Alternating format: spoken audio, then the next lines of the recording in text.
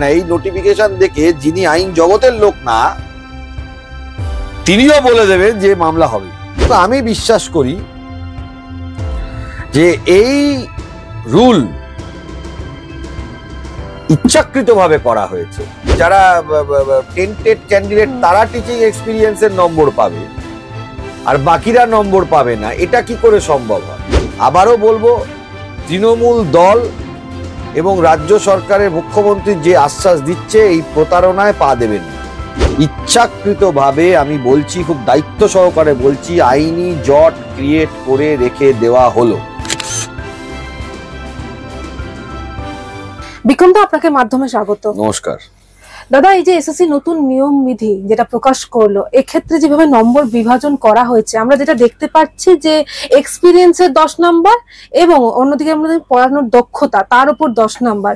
এক্ষেত্রে যারা চাকরি করছিল তারা তো এগিয়ে যাবে 20 নাম্বারে। দেখুন, আমি বলবো এটা ইচ্ছাকৃতভাবে মুখ্যমন্ত্রী ঘোষণা করে এই ধরনের একটা রুল তৈরি করার নির্দেশ তিনিই দিয়েছেন, যাতে করে বাংলার ভবিষ্যৎ প্রজন্মটা ধ্বংস হয়ে যায়। এই নতুন রুলে যারা পরীক্ষা দেবেন, প্রতিটা পক্ষ এই রুলকে তাদের কোনো সুবিধা হবে না এবং তাদের ক্ষতিই হবে প্রতিটা পক্ষে। কিভাবে? দেখুন, যারা টার্মিনেটেড ক্যান্ডিডেট তারা যখন পরীক্ষা দেবেন তাদের অবশ্যই একটা গ্রিভান্স থাকবে যে নতুনদের সাথে পরীক্ষা দিতে হচ্ছে রিটিন এক্সামিনেশন, এটা তাদের গ্রিভান্স থাকবে। আমার ধারণা যারা 2016 সালের সিলেকশন প্রসেসে পরীক্ষায় বসেননি বা পরীক্ষায় বসেছেন কিন্তু চাকরি পাননি, সেই সংখ্যাটা প্রায় 22 লাখের থেকে 26,000 বাদ দিলে সেই সংখ্যাটা থাকে। তারা এই পরীক্ষাতে টিচিং এক্সপিরিয়েন্সের নম্বর পাচ্ছেন না, বিরাট সংখ্যায় টিচিং এক্সপিরিয়েন্সের তারা নম্বর পাচ্ছেন না। তারা বিতাড়িত, নিজেদেরকে মনে করবেন, বঞ্চিত মনে করবেন। তৃতীয় কথা হচ্ছিল, যারা ফ্রেশ সিলেকশন প্রসেসে বসছেন, ফ্রেশ ক্যান্ডিডেট আফটার 2016, 17, 18, 19, 20, 21, 22, 23, 24, 25 সালে পাস করেছেন, তারাও টিচিং এক্সপিরিয়েন্সের জন্য তাদের গ্রিভান্স হবে। যারা যারা টার্মিনেটেড ক্যান্ডিডেট নয় অথচ 2016 সালে বসেছে, পরীক্ষায় বসেছে, তাদের আরো একটা গ্রিভান্স হবে, তারা কেন নতুনদের সাথে বসবে। প্লাস তাদের এই গ্রিভান্সটাও হবে এবং হওয়াটাই স্বাভাবিক যে যারা চাকরি পেয়ে গেছিল টেন্টেড ক্যান্ডিডেট তারা কি করে টিচিং এক্সপিরিয়েন্সের নম্বর পায়, এবং এই জেনুইন ক্যান্ডিডেট যারা, তারাও তাদেরও এটা সমস্যা হবে যে টেন্টেড ক্যান্ডিডেটরা কি করে টিচিং এক্সপিরিয়েন্সের নম্বর পায়। তার মানে ঘুরিয়ে টেন্টেড ক্যান্ডিডেটদের চাকরি পাইয়ে দেবার একটা চেষ্টা করলেন অনুপ্রেরণায়, রাজ্য সরকার মুখ্যমন্ত্রীর অনুপ্রেরণায় করলেন, এটাই প্রশ্ন রয়ে যাবে। এবং আমি বিশ্বাস করি যে এই রুল ইচ্ছাকৃতভাবে করা হয়েছে, কারণ যখন এটা নিয়ে মামলা হবে সেই মামলাতে আমরা মুখ্যমন্ত্রীর প্রেস স্টেটমেন্টটা দেখাবো। কারণ মুখ্যমন্ত্রী করার পরে এই রুলটা এবং এই অ্যাডভার্টাইজমেন্টটা হয়েছে, অক্ষরে অক্ষরে মুখ্যমন্ত্রীর কথা মিলে গেছে। তার মানে মুখ্যমন্ত্রী নিজে ইন্টারভিন করেছেন এই রুল আর এইটার বিষয়ে। কোর্টকে দেখাবো, তারপর কোর্ট যা সিদ্ধান্ত নেবে।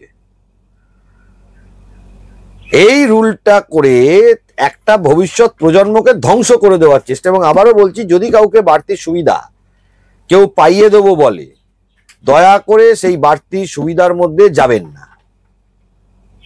কেউ যদি কোনো প্রলোভন দেখায়, কোনো কিছুর মধ্যে যাবেন না, নিজের জীবনটা শেষ হয়ে যাবে। 26,000-এর জীবন শেষ হয়ে গেল। যা আইনে আছে, যা আদালতে হবে, প্রয়োজন হলে আপনারা মামলা করতে পারেন, যার যেটা গ্রিভান্স সেটা নিয়ে, কোনো তাতে অসুবিধা নেই। আইনের দরজা খোলা আছে। যা আদালত বলবে সবাইকে মানতে হবে। কেউ ভাবছেন আমি বাড়তি সুবিধা পাবো, কেউ ভাবছেন এইটা পাবো, কেউ ভাবছেন না এটাকে চ্যালেঞ্জ করব, কেউ হয়তো আপনাদেরকে কেউ কিছু বলবে। আর একটা কথা আমি খুব স্পষ্টতই বলবো,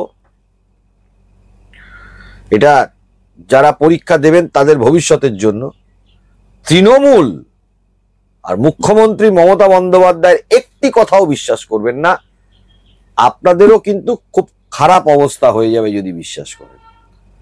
না, এই যে নতুন নিয়ম বিধি এগুলো প্রকাশ করলো, এক্ষেত্রে তো আমরা দেখতে পাচ্ছি যারা চাকরি করতেন বাদে যারা ছিল, যারা এই যে অযোগ্য, তাদের জায়গায় যারা চাকরি পাননি, তারা তো এই -20 থেকে মানে এই যে -20 থেকে তারা শুরু করছে, সেক্ষেত্রে কি আবার মামলা হবে? দেখুন, যারা চাকরি পাননি 2016 সালের প্রসেসে,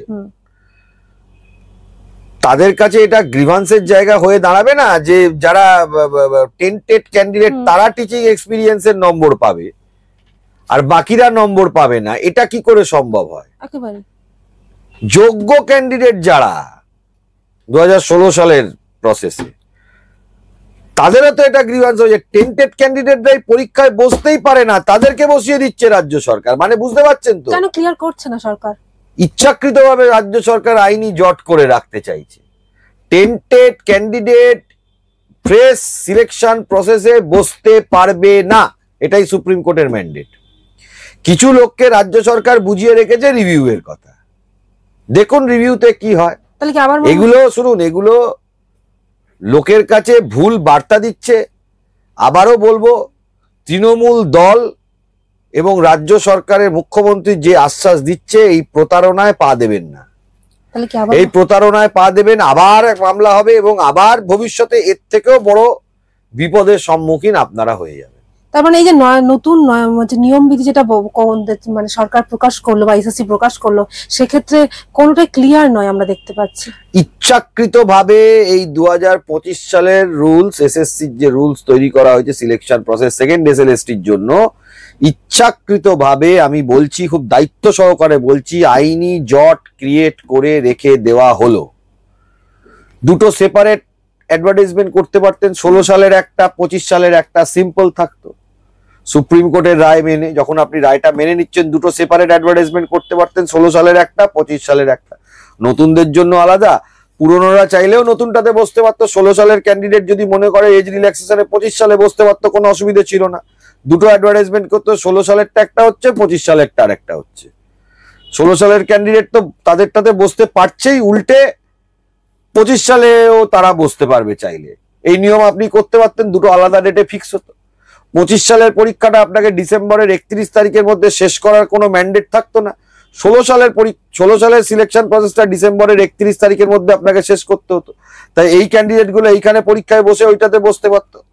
সিম্পল জিনিসকে সিম্পল ভাবে করা যেত। ইচ্ছাকৃত ভাবে বাংলার ভবিষ্যৎ প্রজন্মকে ধ্বংসের মুখে ঠেলে দিচ্ছেন মমতা বন্দ্যোপাধ্যায়, এ রাজ্যের মুখ্যমন্ত্রী। অর্থাৎ 2016 এবং 2025-এর এই যে নিয়োগ যে বিধিটা এসএসসি প্রকাশ করলো, সেক্ষেত্রে আমরা দেখছি বিস্তর একটা ফারাক রয়েছে। শিক্ষাগত যোগ্যতার ক্ষেত্রে 2016 সালে বলা ছিল মানে ধরা 35 নাম্বার ছিল, এক্ষেত্রে আমরা দেখছি 2025 সালে যেটা 10 নাম্বার। এই যে 25 নম্বরের যে ফারাকটা 2016 সালে ছিল ইন্টারভিউর নম্বরটা কম। হ্যাঁ, এবারে 25 সালে আরো বাজার থেকে টাকা তুলবে বলে ইন্টারভিউ নম্বরটা 10 আর ওই টিচিং ডেমনস্ট্রেশনের আরো 10 বাড়িয়ে দিয়েছে, 20 করেছে। ওটাও আমরা দেখবো, ছেড়ে দেবে নাকি।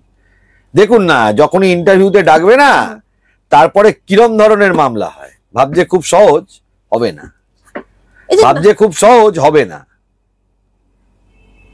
ওটা ইন্টারভিউতে 10 ছিল, এবারে ইন্টারভিউতে 10 আরো 10 করে রেখেছে, হলো টিচিং ডেমনস্ট্রেশন বলে একটা জায়গা ঢুকিয়ে রেখেছে। দক্ষতার উপরে হ্যাঁ, ঢুকিয়ে রেখে দিচ্ছে। ওইটা নিয়ে কিরম হবে দেখুন না। ভাবছে তো অনেক কিছু। এটা আমি তো বলছি, এই নোটিফিকেশনটা 2025-এর যেই নোটিফিকেশনটা এসএলএসটির জন্য করেছে, এটা ইচ্ছাকৃতভাবে এই আইনি জটটাকে ক্রিয়েট করে রাখলো, যাতে করে কিনা মামলার পর মামলা। এটা হয় কেন মামলা?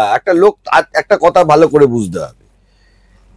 যারা প্রফেশনাল আইনজীবী আছে, যে কোনো প্রফেশনাল আইনজীবী, অনেকে বলে মামলা করার জন্য মুখরিত থাকে, এগুলো সব ভেগ কথাবার্তা। যদি রুল বা নোটিফিকেশন দেখে বোঝে যে এটা মামলা করে কোনো লাভ নেই বা মামলা করে কিছু হবে না, যে কোনো প্রফেশনাল আইনজীবী বলবে মামলা করতে হবে না, এটা করার দরকার নেই। এই যে যারা যারা ধরুন এই ইয়ে নিয়ে ছুটছে, এই যে ধরুন পরীক্ষায় বসতে হবে কি হবে না বলে বিভিন্ন আইনজীবী সাজেশন নিচ্ছে, আমার বিশ্বাস সব আইনজীবী, আমার বিশ্বাস সমস্ত আইনজীবী বলবে সুপ্রিম কোর্টের রায় আজকের ডেটে বলবৎ, তাই তোমায় পরীক্ষায় বসতে হবে। যত প্রফেশনাল আইনজীবী তারা এই কথা বলবে। এই ন্যারেটিভ গুলো তৃণমূল দল থেকে ভুলভাল ন্যারেটিভ ছড়ানো, এই যে ইচ্ছাকৃত দেখো সারা দুনিয়ার কাছে স্পষ্ট হয়ে গেল।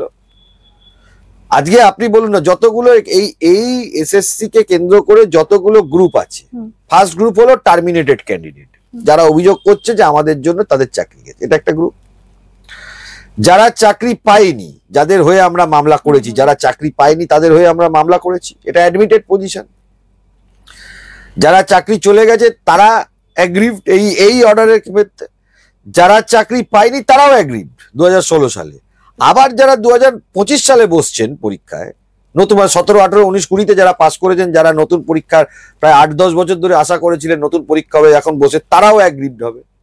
কারণ এই টিচিং এক্সপিরিয়েন্সে যারা টেন্টেড ক্যান্ডিডেট তারা নম্বর পেয়ে বেরিয়ে যাবে, এটা তো হতে পারে না। একটা টেন্টেড ক্যান্ডিডেটের লিস্ট নেই পশ্চিম বাংলাতে যে কারা পরীক্ষায় বসতে পারবে না। এ তো আবার সেই একই দিকে চলে যাচ্ছে যেটা 2016-তে হয়েছে। একটা টেন্টেড ক্যান্ডিডেটদের লিস্ট নেই, অ্যাডভার্টাইজমেন্টের মধ্যে এটা বলা নেই যে কারা বসতে পারবে, বলা আছে কারা বসতে পারবে না তার স্পেসিফিকেশন নেই। এই যে নাম্বার, যে ফারাকটা, যে নিয়োগ বিধিতে যে বদল করা হলো 2016 আর 2025, যে ফারাকটা শিক্ষাগত যোগ্যতা, এক্ষেত্রে কি এই যে ফারাকটার জায়গায় আবার কি দুর্নীতি হতে পারে? দুর্নীতি করার জন্য দিয়ে রাস্তাটা খুলে রেখে দিয়েছে। আমি তো বলছি তো, এই অ্যাডভার্টাইজমেন্টটা ইচ্ছা করে এইভাবে করা হয়েছে। সবাই জানে মামলা হবে সারা পশ্চিম বাংলার। এখন আইন, আদালত, সোশ্যাল মিডিয়া আপনাদের মাধ্যমে এখন তো লোকে আদালত বুঝে গেছে, বা আদালতের প্রসিডিংও অনেকে দেখতে পাচ্ছেন, লাইভ স্ট্রিমিং দেখতে পাচ্ছেন। এখন মিডিয়া যা অ্যাক্টিভ, এখন আইন কানুন অনেক মানুষই বুঝতে পারছেন কি হয়। এটা দেখে ল পড়া, পাস করে প্র্যাকটিস করা অ্যাডভোকেট লাগবে না। এই নোটিফিকেশন দেখে যিনি আইন জগতের লোক না, তিনিও বলে দেবেন যে মামলা হবেই।